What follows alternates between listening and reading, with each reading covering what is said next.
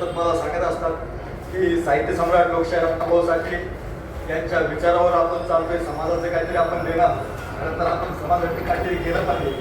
पण काळानुसार वयानुसार कामं केली जातात. माझं वय आता सध्या नोकरीचं आहे, पण मी नोकरी करून खरं तर महाराष्ट्रामध्ये बघितलं तर 1900 ज्यावेळेस 47 साली देश स्वतंत्र झाला त्यानंतर देशाची खरी जी जनगणना झाली होती त्या ठिकाणी महाराष्ट्रातील मातंग समाजाची लोकसंख्या 40 लाख दाखवली. 70 वर्ष झालं देश स्वतंत्र होऊन आज महाराष्ट्रात मातंग समाजाची लोकसंख्या 2 कोटीपेक्षाही जास्त आहे आणि अशी आपली 17 राज्यात मातंग समाजाची संख्या आहे. पण मातंग समाजाला जर बघितलं तर महाराष्ट्रातच नाही देशातही डावलंय. 1949ला ज्यावेळी डॉक्टर बाबासाहेब आंबेडकरांनी सांगितलं की मैं महाराष्ट्र को लेके रहूंगा बट मुंबई नहीं छोडूंगा, आणि त्यावेळेस गुजरात, पंजाब, महाराष्ट्र, मुंबईवर डोळा ठेवून होतं आणि तत्कालीन सरकार नेहरू सरकार ज्यांचं बहुमत केंद्रामध्ये होतं आणि महाराष्ट्रातून फक्त 45 खासदार तेही त्यांचेच होते. पण साहित्य सम्राट लोकशाहीर अण्णाभाऊ साठे जबाबदारी आहे. संयुक्त महाराष्ट्राची मुंबईमध्ये हलकी वाजली आणि संयुक्त महाराष्ट्र समितीला विरोध करण्यासाठी ग. माडगुळकर यांना उभा केला. ग. माडगुळकरांना सांगितलं खरं तर महाराष्ट्रामध्ये संयुक्त महाराष्ट्र समितीने तोड वर काढले, ज्याची जिम्मेदारी साहित्य सम्राट लोकशाहीर अण्णाभाऊ साठेवर आहे आणि महाराष्ट्रामधला एकमेव कथाकार, एकमेव काव्यलेखकार साहित्य सम्राट लोकशाहीर अण्णाभाऊ साठे आहेत जे महाराष्ट्राला मुंबई आणि महाराष्ट्र स्वतंत्र करू शकतात. म्हणून दिल्ली त्यावेळेस गजबजली होती आणि शाहीर अमर शेख आणि गव्हाणकर साहित्य सम्राट लोकशाहीर अण्णाभाऊ साठे सोबत उभा होते.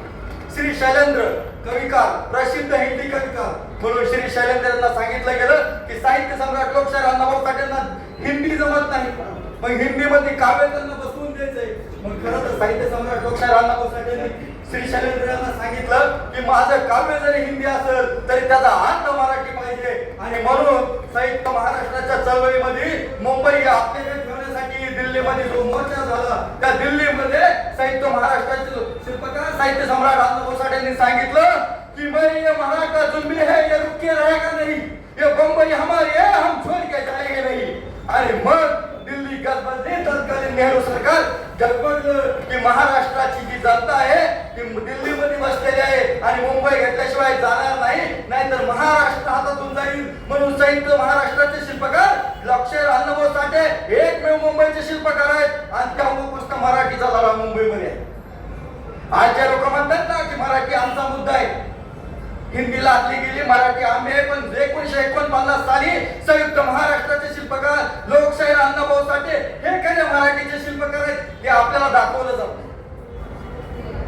1991 साली डॉक्टर बाबासाहेब गोखले यांनी महाराष्ट्राला साहित्य सम्राट लोकशाहीर अण्णाभाऊ साठे महामंडळ स्थापना करण्यास मजबूर केलं. अण्णाभाऊ साठे महामंडळाची स्थापना झाली. पहिलं बजेट फक्त 79 कोटी रुपये होतं. महाराष्ट्राची लोकसंख्या 2 कोटी, 79 कोटी रुपये वाटून बघा प्रत्येकाच्या हिशाला येतात किती.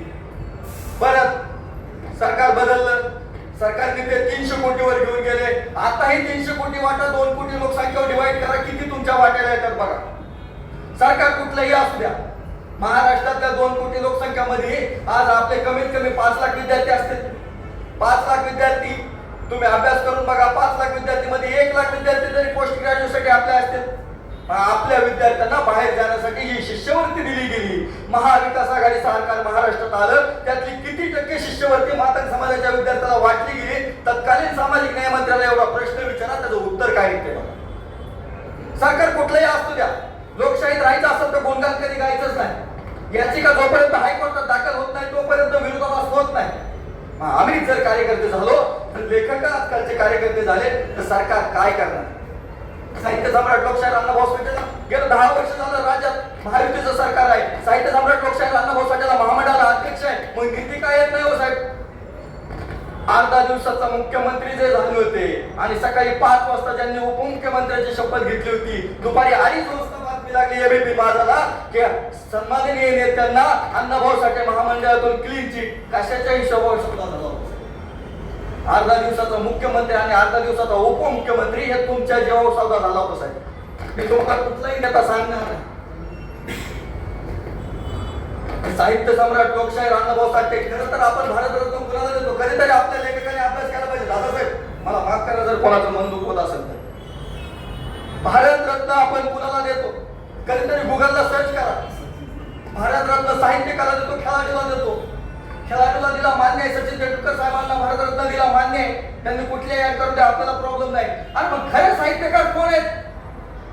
ज्यांचे 35 कथा, 18 कादंबऱ्या, एक प्रवास वर्णन, हजारो काव्य. मग खरे साहित्यकार कोण आहेत? साहित्य सम्राट लोकशाहीर अण्णाभाऊ साठेंना भारतरत्न द्यायला अडचण नाही.